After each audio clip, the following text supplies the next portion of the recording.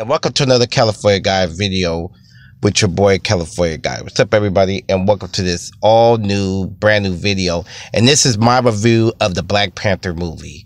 What's up, everybody? Now I'm here to give my thoughts on the Black Panther. I seen it Saturday. It's been highly anticipated. I'm very shocked at the numbers, but I'm about to break it all down in this video today. I'm gonna give a mini review and my thoughts on the Black Panther. So let me give a quick analysis of the Black Panther movie. The Black Panther movie begins at, well, actually the Black Panther appeared in Civil War first, you know, as people have seen, if anybody watched Civil War.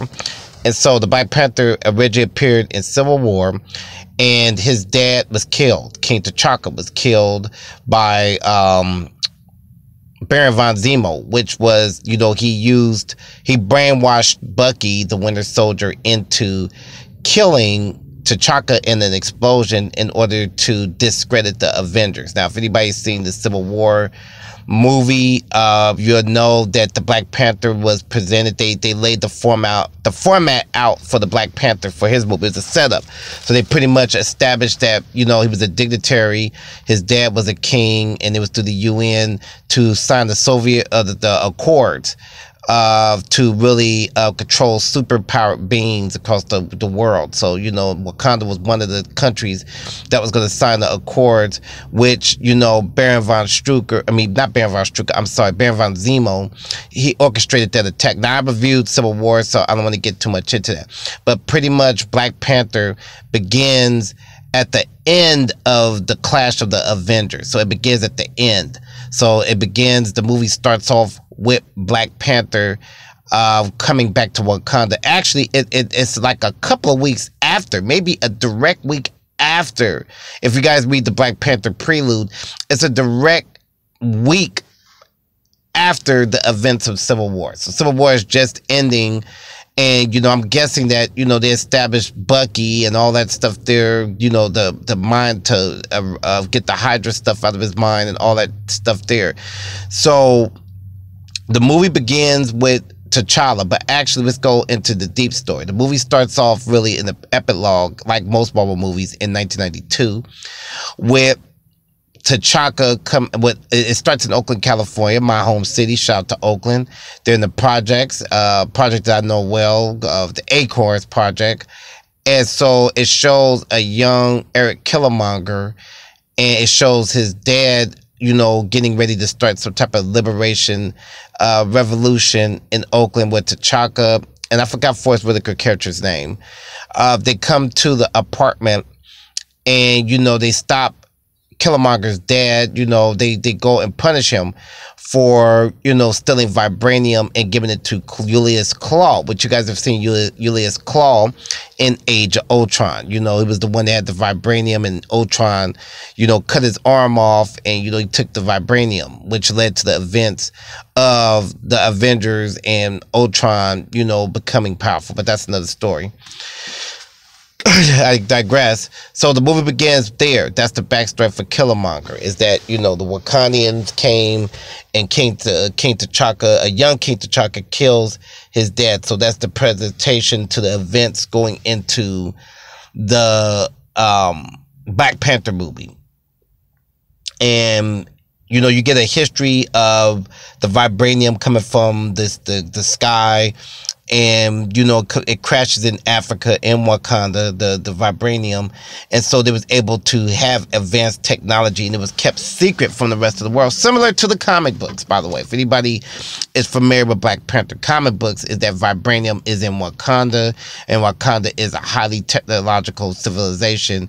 And, you know, over the years, the comic books established more of a backstory. I haven't read all of them, but I do know, I've read enough Avengers, enough Fantastic Four to know that, and I read Black Panther solo books to know that they pretty much established that Wakanda is this technology, it's advanced technology with highly intelligent Africans who, you know, and in the comic book, Claw originally came to Wakanda. He killed T'Chaka, and he took the vibranium, which Black Panther trained for years to get revenge against Julius Claw. It's kind of similar in this movie, but they kind of, as with most MCU films, they sort of they sort of kind of put their own twist to it without deviating too much from the comic books. But it shows a history of the Marvel Universe through the monologue with the origins of the vibranium. They show Captain America with the crashing of the ship. They show different events that take place in the MCU. So that's basically what you get at the beginning of the movie. But pretty much it establishes that Eric Killmonger, you know, again, his dad was trying to liberate Oakland with technology and vibranium to liberate racism and black violence in the ghettos of Oakland, California, and across the globe. So that's what he was doing, and T'Chaka had an issue with that. You know, he was like, well, the technology should be kept to Wakandians in their country. So basically that's your setup for the movie, and the movie starts off with Black Panther again. Let's go to the meat of the project. You get Black Panther coming back from America. You get Black Panther, you know, coming back to his country. You're introduced to his royal guards of Lupita's character. I forget her name, but you're introduced to that's his ex-girlfriend, and you're getting an origin story to how T'Challa becomes the king of Wakanda. You're basically getting that, similar to his comic counterpart, because T'Challa is the king of Wakanda, played by Chadwick Boseman. Now, you pretty much get the ceremonies and all that, and you get the fight, you know, the battle of, you know, you get a ceremonial battle with the different kingdoms within Wakanda, which they added on more of that from the, you know, they expanded on that. You get the man beast of the man ape up in there, by the way. Shout out to Marvel for putting the man ape where he fights the man ape. You know, you got Angela Bassett, Forrest Whitaker, Bosworth, Lupita. I forget the sister's name that played in Walking Dead. You get a big wide cast. You got Andy Serkis, who did a tremendous job in playing Julius Claude. You got Michael B. Jordan as the villainous Eric Killmonger, which again, he's different from his comic book counterpart, where he's out for revenge and he's out to call himself liberating Africans around the globe. Now, in my opinion, Black Panther is one of the best MCU movies that they made in a long time. Now, I'm not negating the last couple of MCU movies. I'm not negating those, because I've done reviews on those movies, and one of my issues with the MCU for the last couple of movies, that they were good, but they became flat. Each movie was flatter with story. Ant-Man was decent, but then Ant-Man relied more on the MCU to carry the story. When he had Doctor Strange was decent, but that was a pure standalone. Whereas Black Panther, even though it came off the heels of Civil War, they was able to expand the story. They was able to expand the story, expand the origin with the plot of Black Panther becoming king, with Black Panther, T'Challa wondering, should he share the technology with the world? Lupita is telling him, you know, it's like similar to Iron Man 1, where Iron Man, you know, it has the same Iron Man qualities, because in Iron Man movie, Tony was dealing with, he was a weapons maker, number one. It was a weapons maker, and it dealt with Tony sharing technology with the world and revealing that he's Iron Man. So it was kind of a similarity. It's almost like Black Panther was a black version of Tony Stark, almost, if I make sense. And you have a villain who, and Eric Killmonger is the black version of Loki, and a little combination of Red Skull a little bit, and I'm gonna explain that in a minute. Whereas the MCU and Ryan Coogler did a tremendous job in merging that storytelling in, and then it's like a little dash of Thor. You know, we had Asgard, and you know, Wakanda kind of was like a black mythological place, you know, with like Asgard, with technology, secret technology, and advanced technology that could change the world, basically. So the movie deals with, and I'm gonna have spoilers, the movie deals with T'Challa wanting to not either keep the technology to himself, and he's already pretty mad about the way things went down with his dad being killed by Zemo. But the movie was very complex but simple at the same time, and they knew when to put the action sequences in to the film. It was a very, very good MCU movie, one of the best ones since Iron Man 1. Again, you had pretty much you had other, because it took a long time for Marvel to really, again, when you look at the Marvel Cinematic Universe, you go back to Iron Man 1, you go back to Captain America, you go to Iron Man 2, Thor, and they were all decent movies in that phase 1. And in phase 2, they followed up with better sequels, except for like Dark World. Dark World, I had to be careful, but Winter Soldier expanded the storyline going into Age of Ultron. And so the common theme going into after Age of Ultron is there a need for superheroes? Is superheroes doing more damage to the world, similar to the comic book counterpart of Civil War, but the film version dealt with the events of Age of Ultron and some of the events of Winter Soldier. And so you can feel it in Black Panther. You can feel that Black Panther was pretty much doing the same thing, but telling its own story, but in a similar manner to the first two Iron Man movies. Again, in Iron Man 1, it dealt with Tony being arrogant, but it dealt with Tony being this super weapons maker and keeping technology to himself. Remember, the United States government wanted technology from Tony, but Tony shared the technology later in subsequent movies. He started to share the technology. So Black Panther pretty much did the same thing with the technology and the vibranium in his movie, and you want a villain who wants to share the technology around the world.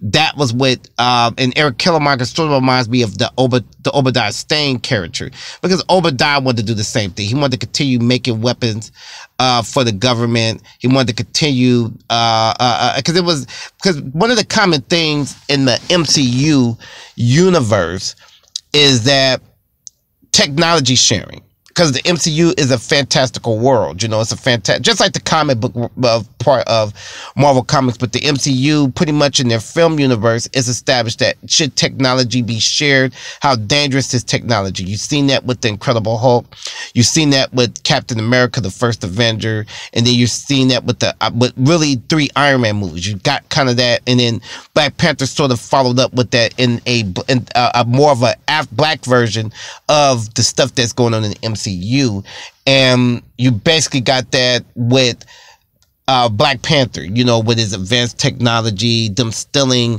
the vibranium and protecting it, and you got the similarities to Iron Man and Black Panther is enormous. It's enormous. So, Eric Killmonger is the villain of the movie, and he's basically the Obadiah Stane, but better. He's basically the Red Skull, but better, and he's a sympathetic villain. He's like Loki a little bit too, by the way, because he has some royalty to him. He has African royalty, and it's similar to, and I'm gonna use Loki as an example too. Loki was the same way also. Loki was mad that Odin lied to him, and that's what you get with Eric Killmonger. He was lied to by he was told the truth, but Wakanda didn't help. He felt his dad, and he felt that his people wasn't liberated, and he wanted the technology to eliminate racism and white supremacy and helping his black people out for him being from the ghettos of Oakland. And shout out to Oakland. I was there in 92 Oakland, so it was kind of funny looking at Oakland in 1992 when I lived there in 92. I was a kid there, so the music with Too Short was all on point. Shout out to Ryan Coogler, fellow Oakland native. The movie overall, again, it had perfect storytelling. The storytelling went into the action sequences, which was needed. I enjoyed the girl Nefiri, whatever, I forgot her name, but I enjoyed her character being like a very smart African princess.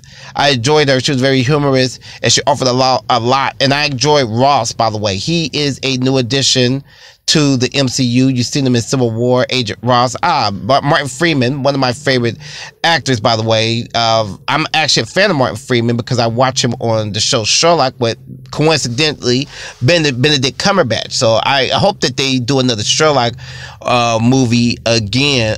Sherlock show. I hope they do one more season, but that's another story. But his Agent Ross was perfect. He's an excellent addition to the MCU, and I'm hoping that you will see more of the character.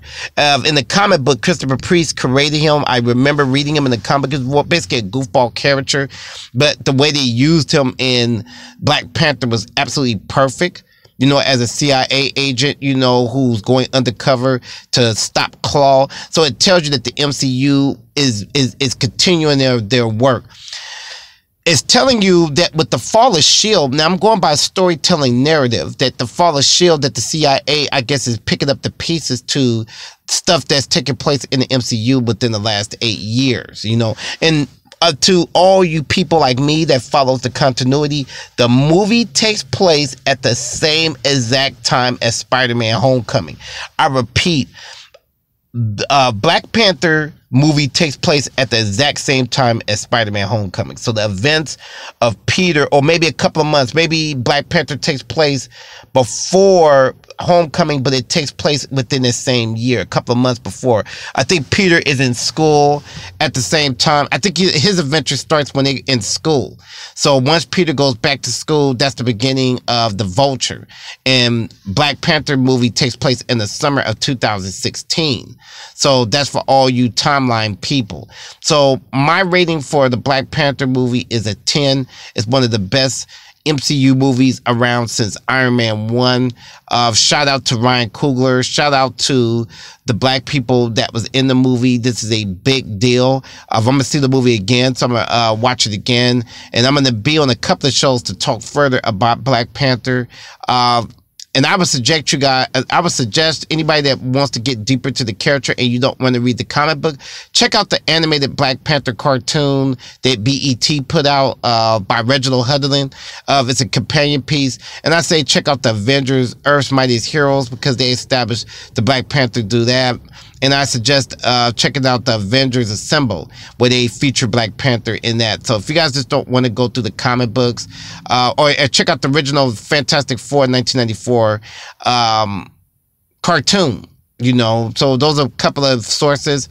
If you guys just don't want to read the comic book, and it's to the comic book people, if you guys want to check out the Black Panther in the comic book form, I would suggest you go to Fantastic Four Volume 3 Essentials with the first appearance of Black Panther and Ulysses Claw.